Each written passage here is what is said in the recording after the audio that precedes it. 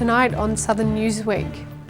Central Otago locals are fuming over rubbish soiling a scenic spot in Alexandra. Some plastic ducks needed a little help to cross the line in an annual charity race. And a lucky duckling is in good hands after surviving being thrown from a moving car.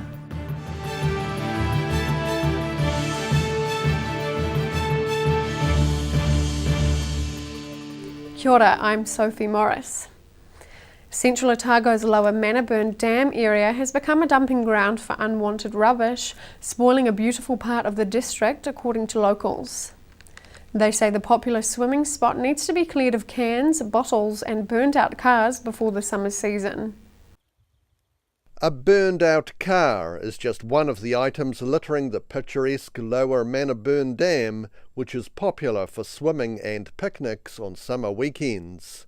For the volunteers who look after this council reserve, the way other people are treating the area is discouraging. We had a lot of vandalism and, as you can see, old wrecked cars and stuff like that. It's quite frustrating for us as a voluntary group of people that look after the dam. This wreck is just one of many cars which have been deliberately abandoned on the reserve.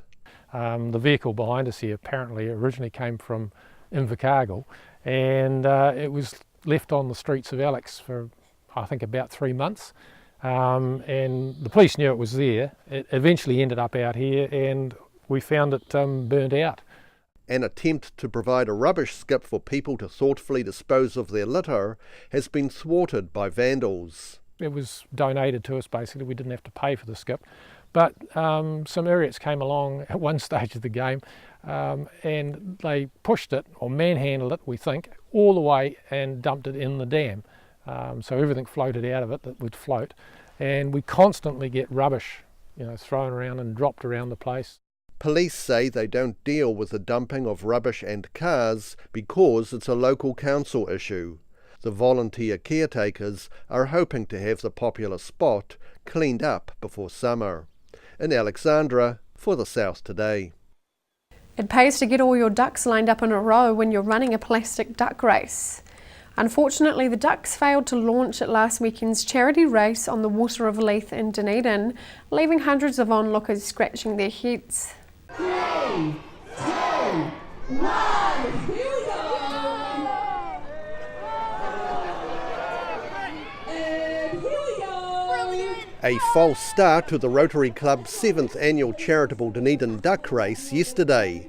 But 10 minutes later, after a bit of tinkering and another countdown, the 5,000 or so plastic ducks landed in the water of the Leith, making their way downstream. The course was at the very bottom of the Leith due to construction projects along the banks further upstream.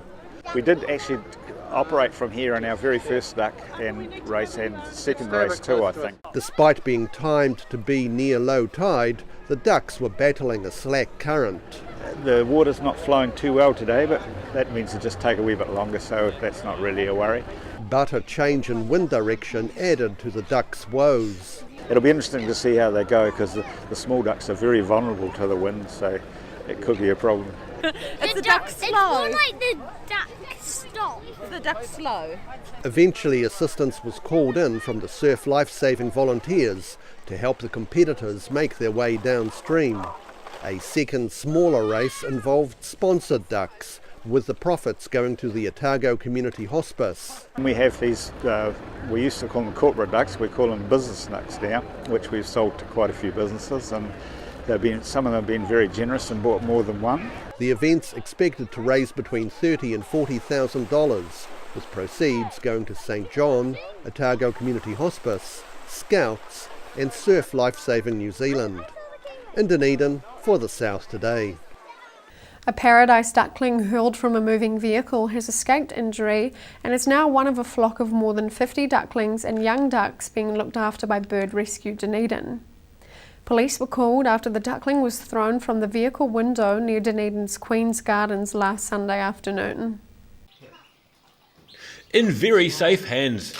This duckling was thrown from a moving vehicle on Sunday, but has survived thanks to the SPCA and Sue Cook of Bird Rescue Dunedin, who says the chick is very young and in good health. Yes, he's been doing well. I'd say he was with his mum until just recently. She's been helping orphaned or lost birds for 4 years and currently has more than 50 in her temporary flock. I have 53 all up, with the bigger ones and the wee ones. He'll stay here till he's 8 weeks old and can be released. Cook says the SPCA entrusted the duckling to her. It was uninjured and in good health, and she's receiving more youngsters to look after every year. I'm getting more and more each year. Well, word of mouth, people will say, I know, lady, you can take the ducks here. Caring for around 50 baby birds has upsides and downsides. There's the cute factor, but also the poop factor. They're lots of fun, but they're a lot of mess. Yeah. A lot of work and a lot of mess. And the idea is to keep them as wild as possible for release, so we're not doing too much cuddling and playing.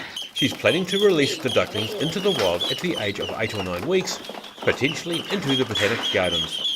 In Dunedin, the South Today.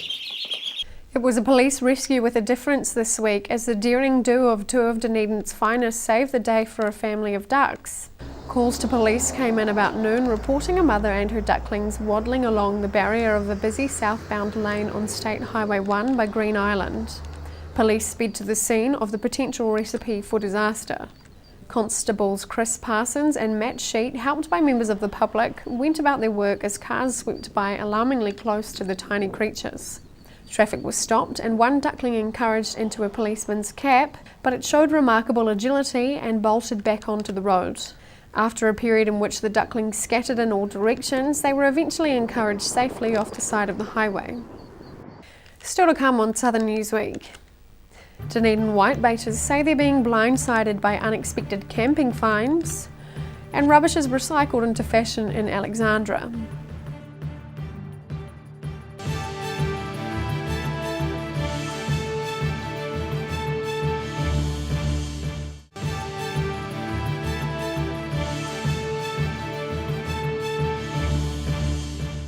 Welcome back.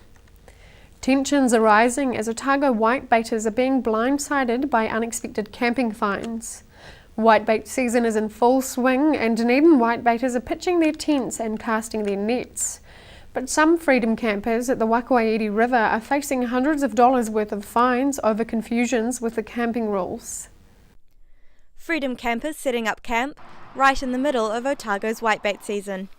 It's the first time Bonnie Giles has come out to camp and fish, but she was recently awoken by a visit from a security guard and threatened with a large fine.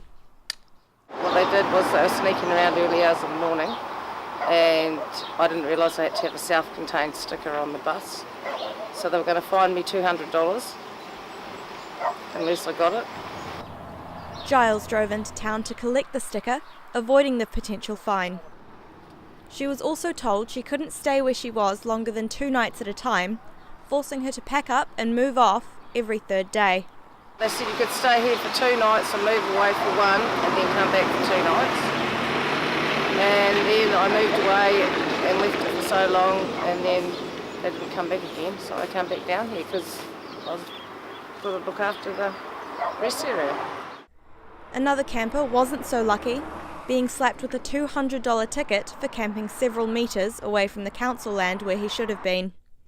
He says the Dunedin City Council needs to put up signs outlining who owns the land, along with rules about camping. He also says freedom campers take good care of the area and pick up rubbish around the grounds, something Giles can relate to. I do. Yeah. Go around and pick up all the rubbish that people drop everywhere. The council says they're aware of confusion over the ownership of the land and are working with the NZTA to make freedom camping rules clear for visitors. The whitebait season runs until the end of November. In Dunedin, the South Today. Cromwell College's auditorium has hosted a recycled fashion award show. The Central Otago Trashin' event featured more colour than you could shake a second-hand milk bottle at. Wearable waste wowed the crowd as the Trashin' show took over Cromwell College Auditorium on Friday. Audiences loved the variety, including a recycled tin soldier designed by Nick McNamara and modelled by 4-year-old Claude Harris. First prize for the Too Good to Waste category went to Amy Delport for a mermaid created from shoe stuffers, modelled by her daughter Olivia. Combined winners in the hat category were Goldfields school pupils Theo Emini, Bianca McElhaney and Beau Brown. The Anything Goes category was won by Brian Reid for Daisy the Cowgirl, a dress made from recycled milk bottles and modelled by Kelly MacDonald, who also won Best Performance. The Wow Factor Award for Outstanding Stage Presence was given to designer and model Linda Bullard for her Little Wine dress. The show concluded with a surprise display of trash and costumes from previous years, modelled by the Cromwell A netball team. Simon Henderson for the South Today. The Otago rugby team won't be rushing the newest member of its trophy cabinet around the province as quickly as it did last time. There's already been numerous requests from organisations keen to get their hands on the Ranfurly Shield. But as the union begins to plan for a summer with the trophy, the first job is to make sure they stamp their mark on it. Writing another chapter in Ranfurly Shield history, the name Otago, the latest to grace the Loggerwood after their recent victory over Waikato. Very, very proud John Swan gets to grade this trophy. We really well support with Otago Rugby and all the guys, but we loved having that here. For engraver Dave Foster, etching Otago's name into posterity is a challenge in itself, but he's certainly no rookie when it comes to rugby trophies. I did the Super Rugby one. The Waikato fell off that, so we had to do a new one for them and stick that back on. And we did Otago for them, the Highlanders. Otago's win was the last game of the regular season, so they'll keep the Shield over the summer, with its first defence not until the middle of next year. And while some are suggesting the Shield has lost a bit of its lustre, there's still plenty of pressure to maintain certain traditions. Oh, it's very difficult, you want to keep the tradition of that trophy. It would have originally been engraved, so therefore, we've got to try to match year for year what other people have done.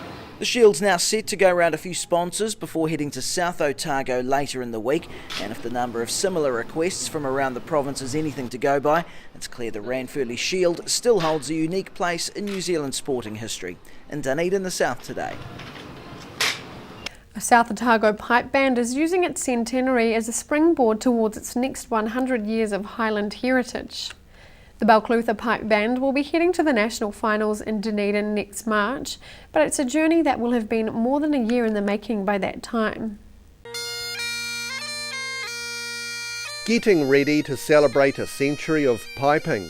Malcolm Wilson skirling outside the Balclutha Pipe Band's headquarters. Part of their centenary celebrations involves the band preparing to compete at next year's National Pipe Band Championships in Dunedin.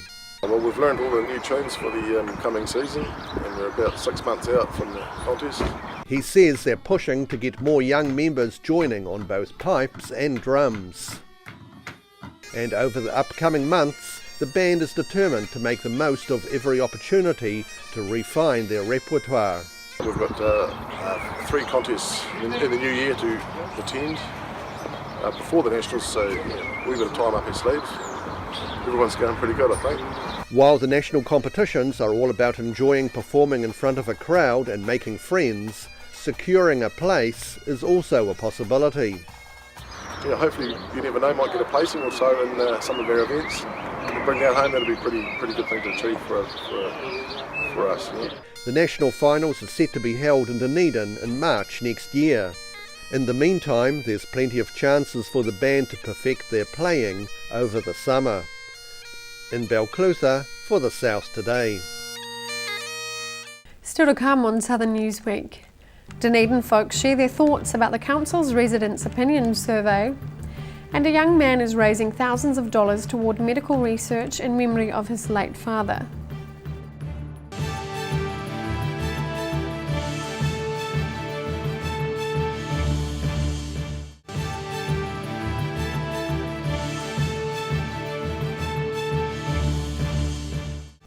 Welcome back. The latest Dunedin City Council Residents' Opinion Survey shows satisfaction with the condition of Dunedin's roads, and flow of traffic at peak times has plummeted in the past year. While most residents are generally pleased with the council's performance, it appears roads and traffic are areas which need a major overhaul. Dunedin residents fed up with the state of the city's roads and the traffic flow.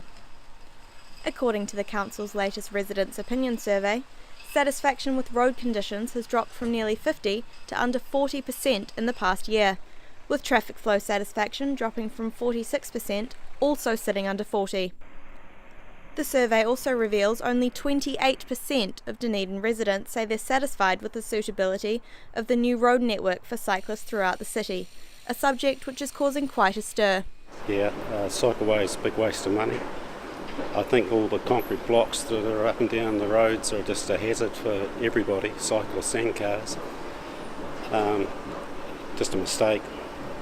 I don't know, I feel like they've got the right intentions, but I think the implementation of some of it has been a bit off. I think they haven't sort of consulted with people first about what would be the best way. But for some, these adjustments are just a bumpy road on the way to a better city. I am very much of the opinion that to make an omelette you need to break some eggs, and that's what we're suffering from in Dunedin at the moment. So all of the congestion that we've got, the bus exchange, the cycleways, yes, it's a pain. I imagine when we get our new hospital in we're going to have even more of that, but I'm really supportive of the cycle network and being able to cycle around our city safely. On the plus side, public support for Dunedin's cultural facilities remains high, with over 90% of residents satisfied with the Botanic Garden, Otago Museum and Toitu. Love the arts and culture that we've got here. In particular, am a big fan of what we've done with the street art. I just think that's amazing that we can use everywhere to be a mural and bring art to the outdoors so people don't need to go into the galleries to see things. I think it's cool. We should do more. Oh yeah, I think Dunedin's a lovely place to live. It's got everything. I always say it's got everything you need, cultural wise, theatres and cafes and libraries, yeah, everything, yeah. The council says the survey was designed to let council staff know the areas where residents would like to see improvements. They say while roadworks can be frustrating for all types of road users, in the long run they will improve the way people can get around the city. In Dunedin, the South Today. Arrowtown's Jed Crawford thought he'd try to raise $1,000 for cancer research by shaving his head in honour of his late dad. But a few weeks later, he's contributed over $21,500 towards a $3 million clinical trial. Honouring his father by losing his hair.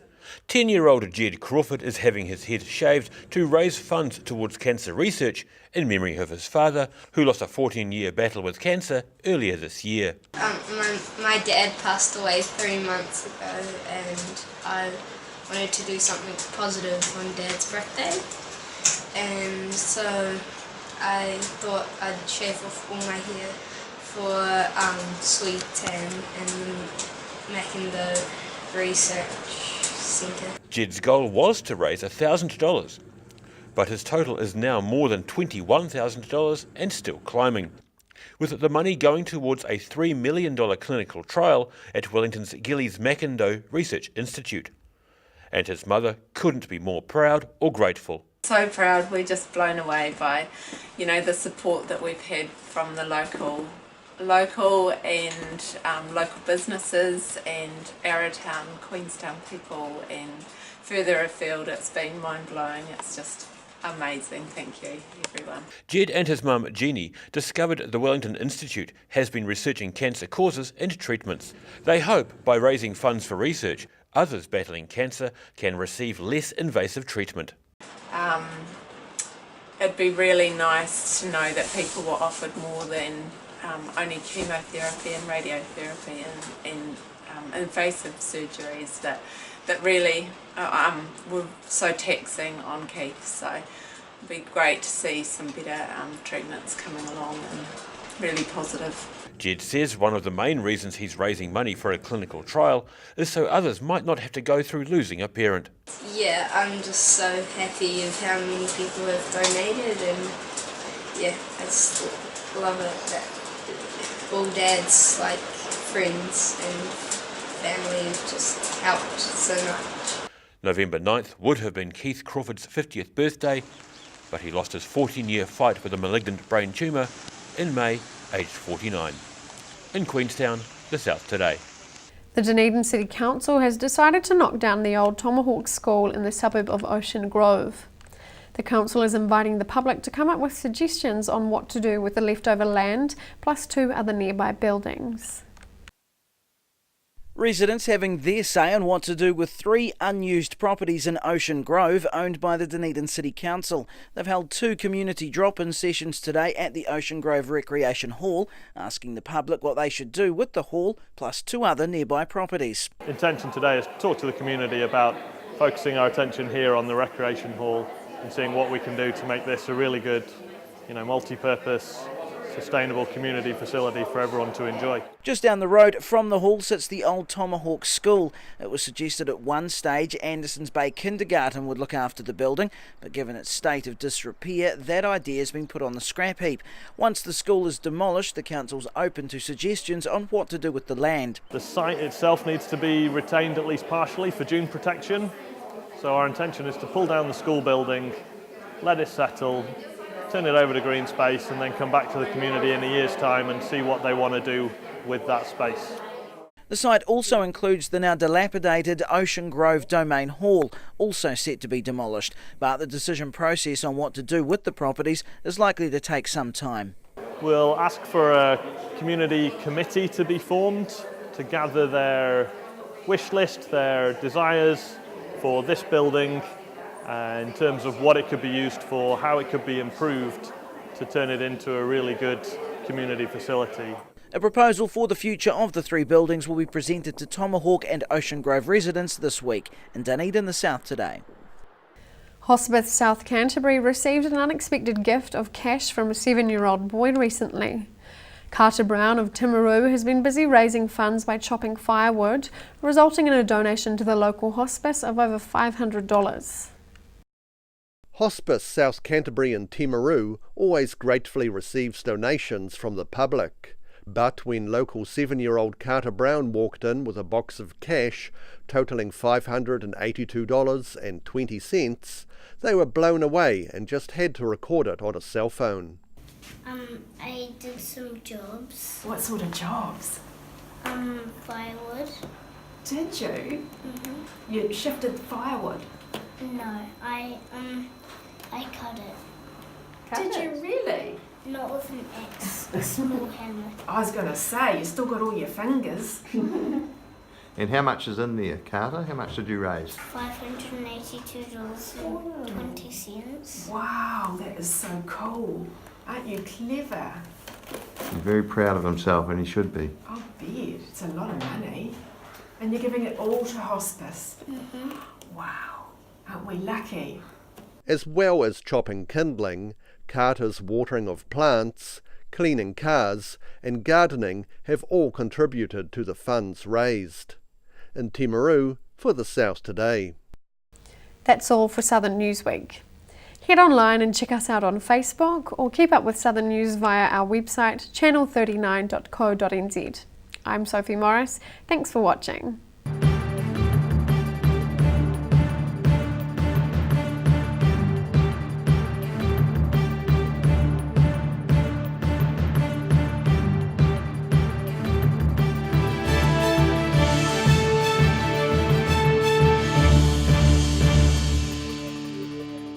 Supporting local content so you can see more of New Zealand on air.